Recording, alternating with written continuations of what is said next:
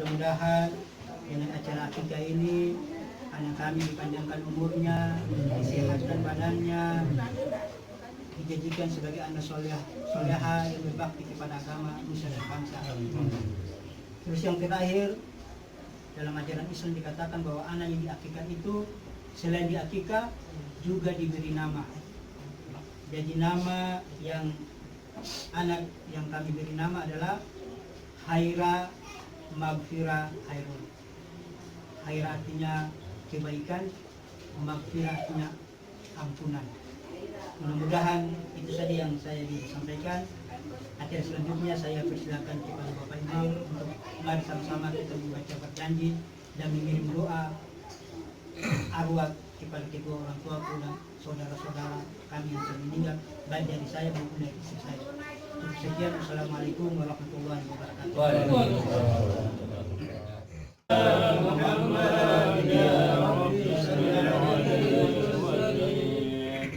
Ya Rabbi ya sami du'ana, ya Rabbi ballighna nazuru. Ya Rabbi salli ala Muhammad, ya Rabbi salli alaihi wa sallim. Ya Rabbi taghshana bi nuri, ya Rabbi hifdana wa amana. Ya Rabbi salli ala Muhammad, ya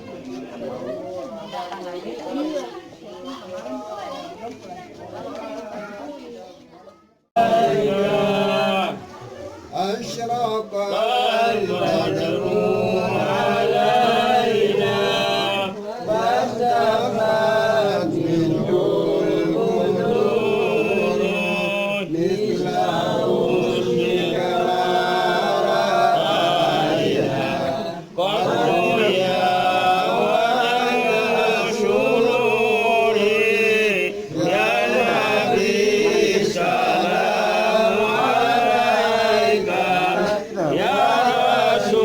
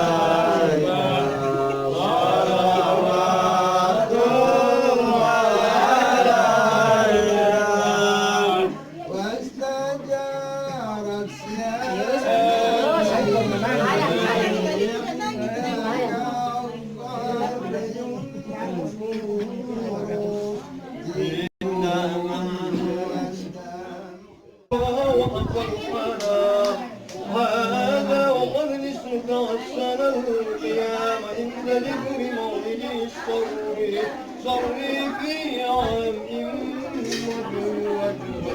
رواية ربيع صدامي بال من كان تقديمه صلى الله عليه وسلم خير تمارين رمضان اللهم قدر وليد عن الإنسان وتسليم اللهم صل وسلم وأدخله الكعبة العظمة وقام يدعو بخلوص نية ويشكر الله تعالى على ما من به عليه وأعطاه وولد صلى الله عليه وسلم نزيفا مختوما